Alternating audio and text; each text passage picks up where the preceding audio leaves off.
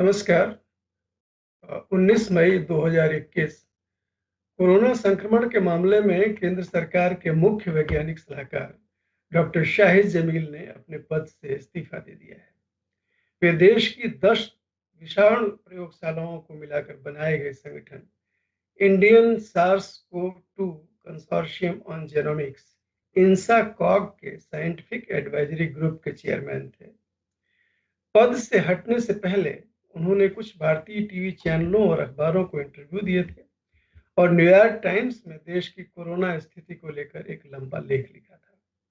इन लेखों और साक्षात्कारों में उन्होंने बीमारी के बेकाबू होने की वजहों की शिनाख्त की थी। हालांकि सरकार के खिलाफ जाने वाली कोई सीधी बात नहीं की थी। आशंका जताई जा रही है कि उन्होंने दबाव में इस्तीफा दिया है। हालांकि इस बारे में सीधे सवाल पूछने पर डॉक्टर शाहिद जमील ने इतना ही कहा कि इसका जवाब देने की कोई बाध्यता उनके सामने नहीं है। सरकारी मिजाज के मीडिया संस्थानों में कुछ समय पहले तक इंसाकॉग संस्था का कोई जिक्र ही नहीं सुनाई पड़ता था, लेकिन डॉक्टर जमील के इस्तीफे के बाद अचानक उनके सुर बदल गए हैं।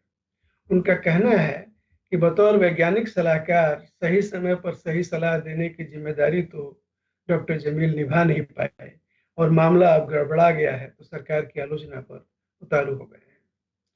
ब्यौरे में जाएं तो डॉक्टर शाहिद जमील ने महामारी के विकराल रूप लेने की कई ठोस वजहें बताई हैं। उनका कहना है कि पिछले साल हमारा सामना वायरस के जिस रूप से था वह अपेक्षाकृत कम खतरनाक था। यूरोप अमेरिका में इससे निपटने के लिए वैक्सीनों का ऑर्डर 2020 के मध्य में ही दिया जा चुका था, लेकिन भारत में यह दिसंबर में दिया गया। इसके पीछे इस गलतफहमी की भी महत्वपूर्ण भूमिका रही कि भारतीयों में बचपन में ही लगवाए गए टीकों के चलते या बहुत सारी दवाएं खाने के कारण यहाँ के लोग बिना वैक्सीन या दवा के ही वायरस से निपट लेते हैं। कुछ लोगों का यह भी कहना था कि गंगा जल वगैरह पीने के कारण भारत में वायरस का असर हो ही नहीं सकता या बहुत कम होता है, लेकिन ऐसी गलतफहमियां भारी पड़ती हैं। इस बारे में डॉक्टर जमील ने संकेत किया है। वो बता रहे हैं कि इस बीच दशहरा, दिवाली जैसे त्योहार और बिहार विधानसभा का चुनाव भी बिना किसी बड़ी आपदा के गुजर गए तो निश्चिंतता और बढ़ गई। भारत में वायरस के ज्यादा खतरनाक स्ट्रेन B.1.617 की पहचान दिसंबर में हो चुकी थी। हालांकि तब इसके दायरे के बारे में सटीक आकलन नहीं हो पाया था। कितने बड़े दायरे में इसका प्रभाव है नहीं जाना जा सका था। बीमारी से सावधान होने और बहुत बड़े पैमाने की वैक्सीनेशन की तैयारी करने का वही सही समय था। लेकिन 15 जनवरी से भारत में वैक्सीनेशन का पहला दौर शुरू हुआ और दुर्भाग्यवश उसी समय ऐसी खबरें आने लगी कि ऑक्सफोर्ड एस्ट्राजेनेका यानी भारत में कोविशील्ड वैक्सीन से खून में थक्का बन सकता है, जिससे किसी की मृत्यु भी हो सकती है। वास्तविकता यह है कि वैक्सीन लगवाने वाले किसी व्यक्ति के लिए इस तरह का खतरा उतना ही है जितना बिजली गिरने से उसकी मौत हो जाने का। लेकिन संयोग ऐसा कि यह समय देश में वायरस के खतरनाक स्ट्रेन के फैलाव का था और इसी समय लोगों में वैक्सीन को लेकर हिचक पैदा हो गई। इसके चलते बहुत सारे बुजुर्गों और कोमॉर्बिडिटी वाले लोगों को समय से टीका नहीं लग पाया। इसका वैक्सीनेशन की रफ्तार और नए ऑर्डर प्लेस करने पर बुरा प्रभाव पड़ा। डॉक्टर शाहिद जमील आगे कहते हैं कि क्रिकेट में शुरू से ही बच्चों को गेंद पर नजर रखना सिखाया जाता है, लेकिन भारत में फरवरी मार्च में अच्छा खासा समय ऐसा गुजर गया जब जिम्मेदार लोगों की नजर कोरोना वायरस पर से हट गई। वे यह मानकर चल रहे थे कि कोरोना वायरस को उन्होंने परास्त कर दिया है और फरवरी मध्य से जब धीरे धीरे मामले बढ़ने शुरू हुए तो उन्होंने देखकर भी इसकी अनदेखी कर दी और स्थिति काफी खतरनाक हो जाने के बावजूद मार्च का महीना भी साफ निकल जाने दिया। इस दौरान 5 राज्यों में विधानसभा चुनाव हुए और कुंभ मेले का भी आयोजन हुआ, यानी अप्रैल की बात कर रहे हैं। आम लोग इसके चलते कोरोना से बेखौफ हो गए और अपने स्तर पर जो भी सुरक्षा उपाय वे कर सकते थे वह उनके एजेंडा में ही नहीं आया। वैज्ञानिक सलाहों में तब किसी की दिलचस्पी ही नहीं थी। सरकार को जो सलाहें दी गई वो चिकने घड़े पर पानी गिरने जैसे साबित हुई। आगे के बारे में डॉक्टर जमील विभिन्न मॉडलों का जिक्र करते हैं। और बताते हैं कि वायरस की अपनी स्वाभाविक गति में और साथ ही लॉकडाउन जैसे उपायों के जरिए देश में कोरोना के मामलों में निश्चित रूप से कमी आनी शुरू हो गई है। लेकिन अभी यह जितनी तेजी से आती दिखाई दे रही है, उससे एक बार फिर गलतफहमी की स्थिति बन सकती है। कोविड की यह दूसरी लहर जुलाई से पहले ठंडी पड़ने के कोई आसार नहीं है। ये डॉक्टर जमील की बात में बता रहा हूं। मौतों की संख्या के बारे में उनका कहना है कि 2019 के आंकड़ों के अनुसार भारत में प्रतिदिन जितनी मौतें होती हैं नॉर्मल कंडीशन में, कोविड से होने वाली 4000 रोजाना मौतें उनका मात्र 15% बनाती हैं। मौतों में इतनी छोटी बढ़त का तो पता भी नहीं चलना चाहिए। लेकिन आज अगर स्मशानों और कब्रिस्तानों में लोगों को लंबी लंबी वेटिंग का सामना करना पड़ रहा है, तो कोविड से होने वाली मौतों की वास्तविक संख्या इनकी घोषित संख्या यानी 4000 की 10 से 15 गुनी होनी चाहिए। यानी डॉक्टर शाहिद जमील कह रहे हैं कि 40,000 से 60,000 तक मौतें रोजाना हो रही हैं, जिनको हम 4,000 समझ के संतोष कर रहे हैं। इनमें कुछ लोगों की भी जान अगर बिना टेस्ट कराए कोरोना संक्रमण से चली जा रही है, तो मृतकों के करीबी लोगों में इनसे हो सकने वाले इन्फेक्शन की चिंता की जानी चाहिए। अभी देश में हो रहे वैक्सीनेशन के बारे में डॉक्टर शाहिद जमील का कहना है कि प्रतिदिन 20 लाख की मौजूदा रफ्तार जरूरत के हिसाब से बिल्कुल नाकाफी है। समय से पर्याप्त इम्यूनिटी हासिल करने के लिए भारत में हर रोज 75 लाख से 1 करोड़ तक टीके लगने चाहिए।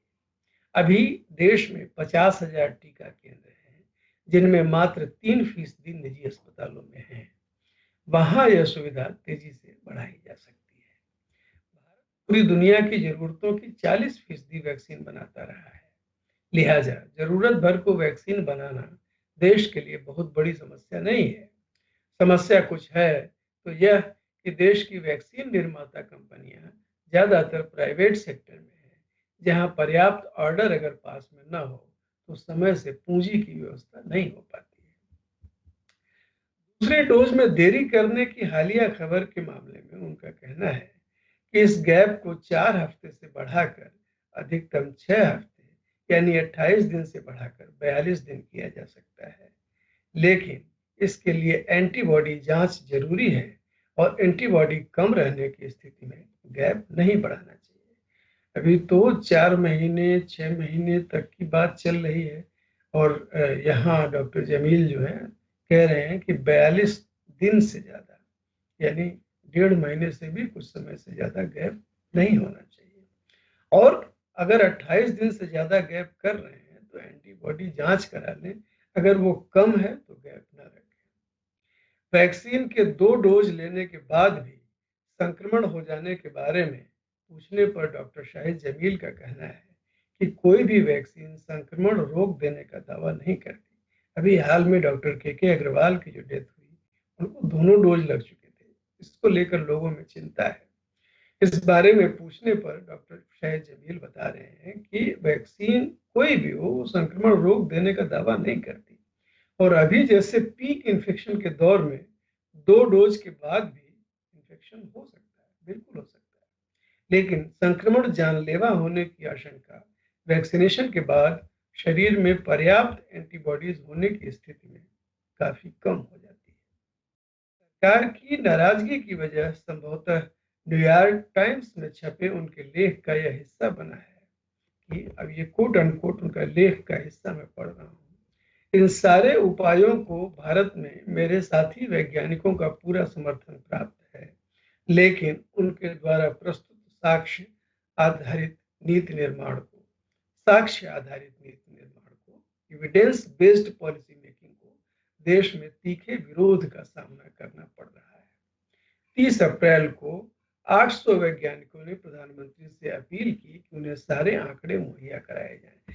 अब ये एविडेंस बेस्ड जो पॉलिसी मेकिंग है, इसमें यह है कि आपको कदम कदम पर डेटा के आधार पर यह तय करना होता है कि कोई भी बात अगर हम कह रहे हैं तो उसका सपोर्टिंग डेटा है या नहीं। तो 30 अप्रैल को 800 वैज्ञानिकों ने प्रधानमंत्री से अपील की कि उन्हें सारे आंकड़े मुहैया करा दिए जाएं ताकि इस वायरस को लेकर अध्ययन करने इसकी आगे की दिशा के बारे में अनुमान लगाने और इसका फैलाव रोकने में उन्हें मदद मिल सके। लेकिन अभी जब भारत में महामारी बेकाबू होती दिख रही है, तब आंकड़ों के आधार पर निर्णय लेना भी खुद में एक कैजुअलिटी बन गया है। ये एक अलंकारिक भाषा में कह रहे हैं डॉक्टर शाहिद जमील, लेकिन इसका व्यवहारिक मतलब यह है कि आंकड़े मुहैया सरकार की तरफ से नहीं कराए जा रहे हैं वैज्ञानिकों को, ताकि वो डेटा बेस्ड कोई नतीजा निकाल सके। जो इंसानी कीमत हमें चुकानी पड़ रही है, वह देश के मन पर चोट का एक स्थायी निशान छोड़ जाएगी। यहाँ पर लेख न्यूयॉर्क टाइम्स का खत्म होता है डॉक्टर जमील का। सवाल यह है कि नीति निर्माण में सहायता करने वाले वैज्ञानिकों के अपनी जिम्मेदारी से हट जाने या हटा दिए जाने से क्या समस्या सुलझ जाएगी? जरूरत ऐसे विशेषज्ञों को खुलकर अपनी बात कहने का मौका देने की है, ताकि महामारी में आगे आने वाले मोड़ों के लिए हम पहले से तैयारी कर सकें, न कि उनके बारे में कोई उनको आरोप लगाकर, घेरेबंदी करके, उन पर दबाव डालकर उनको इस्तीफा देने के लिए मजबूर कर दिया जाए। इससे तो हालात बनने के बजाय और बिगड़ने ही वाले हैं।